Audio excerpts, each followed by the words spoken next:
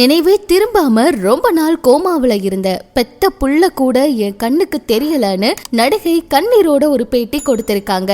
ரம்பா கர்ப்பமா இருந்த சமயத்துல இதுதான் நடந்துச்சு அப்படின்னு கலா மாஸ்டர் பத்தி என்ன சொல்லியிருக்காங்க, வாங்க என்னாச்சுங்கிறத இந்த வீடியோல பார்க்கலாம். நம்ம எல்லாருக்குமே தெரியும் பிரபலமான தங்கமயில். இந்த சீரியல்ல எல்லாம் பிரபலமா நடிச்சவங்க தான் கரோலின். அடுத்தடுத்து சீரியல்ல நடிச்சுக்கிட்டு வந்தாங்க. இவங்களுக்கு திடீர்னு உடல் நலன் பாதிக்கப்பட்டு படுத்த படுக்கையாகி கோமாவுக்கு போயிட்டாங்க. இப்ப அதுல இருந்து மீண்டு வந்திருக்காங்க. சமீபத்துல ஒரு பேட்டி கொடுத்திருக்காங்க. அந்த பேட்டியில திருமணமாகி குழந்தை பிறஞ்ச 5வது மாசத்துல திடீர்னு எனக்கு உடல்நிலை மிகவும் பாதிக்கப்பட்டுச்சு. இரவு சாப்பிட்டு குழந்தைய கவனிச்சுக்கிட்டு இருந்த அப்ப வலிப்பு மாதிரி வந்துருச்சு. வாயில நுர எல்லாம் தள்ளிடுச்சு. மயங்கி நான் விழுந்துட்டேன். இதை தொடர்ந்து என்ன என் குடும்பத்தினர்கள் மீட்டு மருத்துவமனையில சேர்த்தாங்க. வலிப்பு வந்ததுனால இதயம் ரொம்ப பாதிக்கப்பட்டுருச்சு. 25% தான் வேலை செய்யுதுன்னு சொன்னாங்க.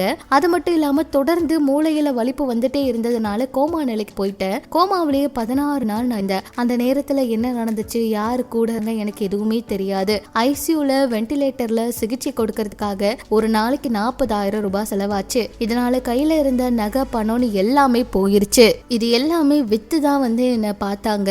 குழந்தை பிறந்ததுக்கு அப்புறம் இனிமே நீங்க வேலைக்கு போக வேண்டாம் அப்படின்னும் வீட்டுல இருந்து குழந்தைய கவனிச்சுக்கோங்க அப்படின்னு சொன்னாங்க.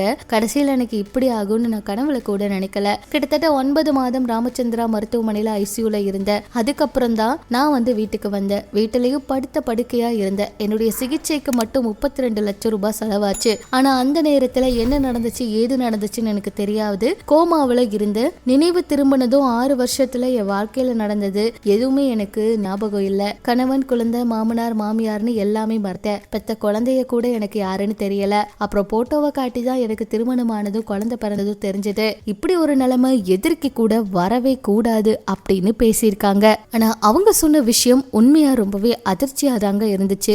ஆனா இதை கேட்ட ரசிகர்களும் பாதுகாப்பா இருங்க, எல்லாமே சரியாயிரும் அப்படிங்கிற மாதிரி கருத்துக்களை எல்லாம் கூட பதிவிட்டாங்க.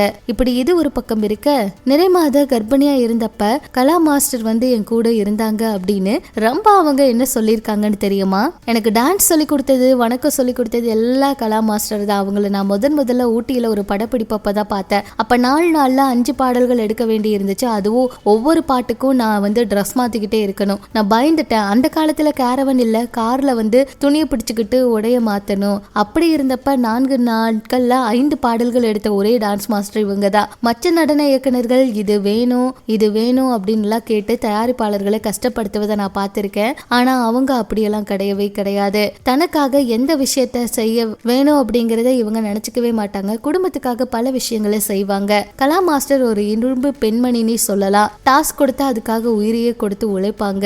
இவங்களோட உழைப்பால் மட்டுமே இந்த இடத்துக்கு வந்திருக்காங்க. என்னுடைய திருமண விஷயத்துல இருந்தப்ப எதுவா இருந்தாலும் சரி நான் இவங்க கிட்ட கேட்டு முடிவெடுப்பேன். என் மேல ரொம்ப அக்கறையா இருப்பாங்க. எனக்கு கனடாவில் வளகாப்பு நடந்துச்சு. திடீர்னு சர்ப்ரைஸ் எல்லாம் கொடுத்தாங்க. அந்த விழாவில் டான்ஸ் ஆடினது மட்டும் இல்லாம 8 மாத கர்ப்பமா இருந்த என்னையும் ஆட வச்சாங்க. எந்த விஷயமா இருந்தாலும் முதல்ல அவங்க கிட்ட தான் சொல்லுவேன். எப்பவுமே மத்தவங்களை பத்தி நினைச்சு கொண்டு இருக்கோம். அவங்க தன்னை பத்தியும் தன்னோட கணவர், குழந்தைகளை பத்தியும் நினைக்கணும் அப்படின்னு ரொம்ப அவங்க இந்த விஷயத்த சொல்லியிருக்காங்க. இது பற்றி உங்களோட கருத்துக்களை சொல்லுங்க. நம்ம சினிமா தகவலை தெரிஞ்சுக்க நம்ம சேனல் கூட இணைஞ்சிருங்க.